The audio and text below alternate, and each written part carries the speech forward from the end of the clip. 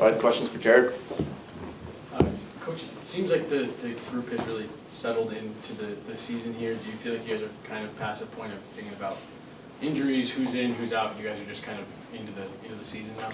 Yeah, we tried to move past that as quickly as possible. I mean, and it's just about, I don't think they were hung up on it. I just think that you got to figure out ways to try and win hockey games without the guys that weren't available, right? So that's the bigger challenge in putting it out of your head on who's playing. I think they show up game night, jerseys are hanging in the stalls, they know what the lineup is prior to that even, and it's focus on what they need to do. It does make the job any easier. Coach, it's a big night for you personally. Congratulations ahead of it, but any thoughts on just the longevity and the impact you made here?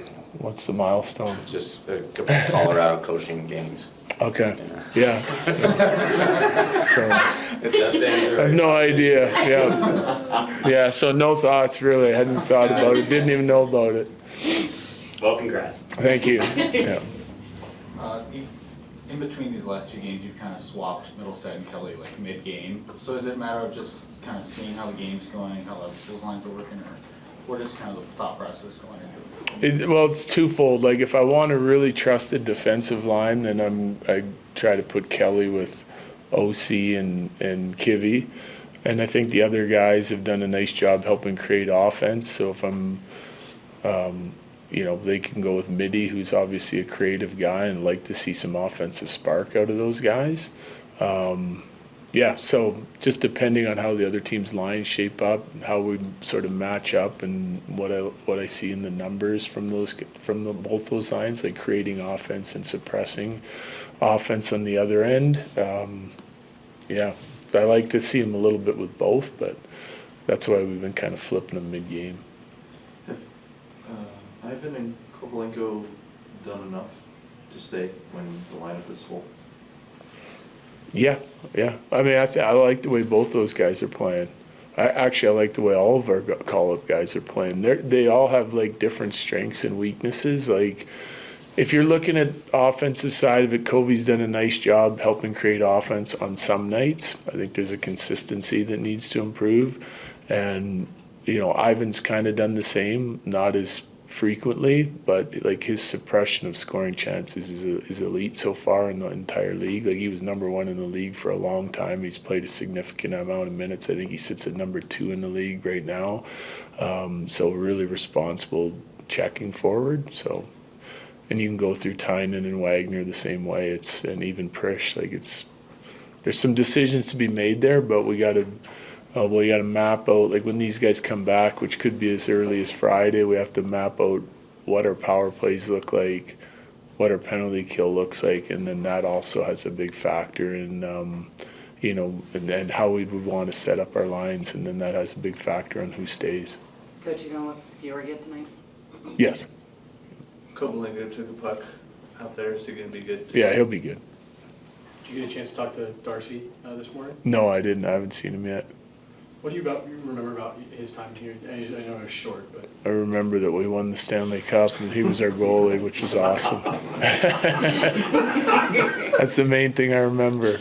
Yeah, I said this before. I got a soft spot for all those guys. We're connected forever in that moment, and it's great to see those guys that have come back. And it wasn't here a long time, but he obviously made a huge impact, and every single one of those guys did. And it's something I'll never forget. So, yeah. Just while we're going down memory lane, EJ's at 998.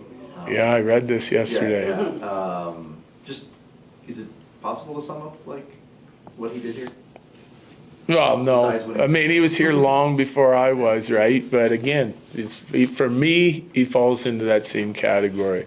Had ups and downs with injuries for a few years while I was here, and the longest tenured Av right on the team in 2022, and just seeing the joy in his face, and Landy and guys that have been friends for a long time, long before I was here, to see him finally get rewarded for all the work they put into the team organization, and going through some tough times there, like my first year, like all those guys that were here my first year, to see them get rewarded in 2022 is the best feeling.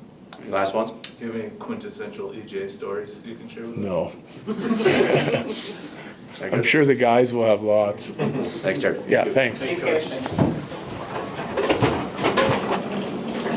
What we have, and a good LA team coming in. They play pretty hard, pretty structured, so it's on us to hopefully get a good start and put a good 60 forward with what we got tonight.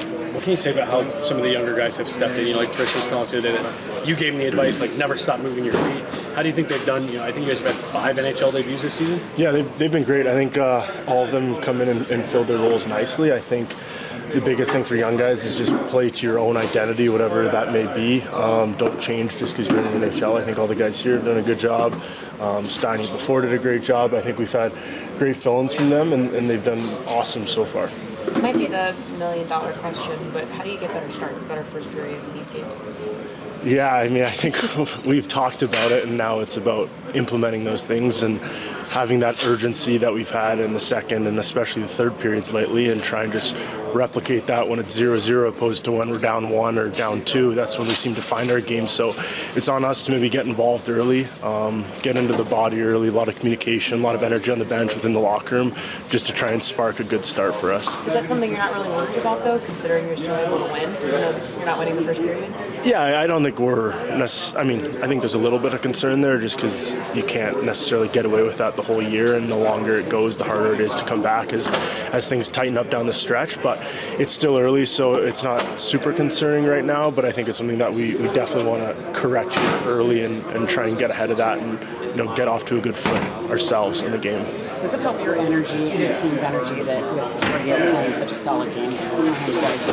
Absolutely, he's been great for us. I think we knew he'd bounce back in this type of way. I think the goaltending we've got from Juice and him the last little stretch here has been great, and I think they're giving us an opportunity to win every single night. So it's awesome to see the resilience from both those guys. You take a lot of pride in the penalty kill. How is it always really hard? Absolutely, Art's one of a kind within the league. I think everyone within our locker room knows that. Sort of one of those unsung heroes, underrated players within the league, but not within our locker room. And having just another body on the penalty kill who knows the system and the structure and knows what it takes out there has been great for the kill. Thanks so much.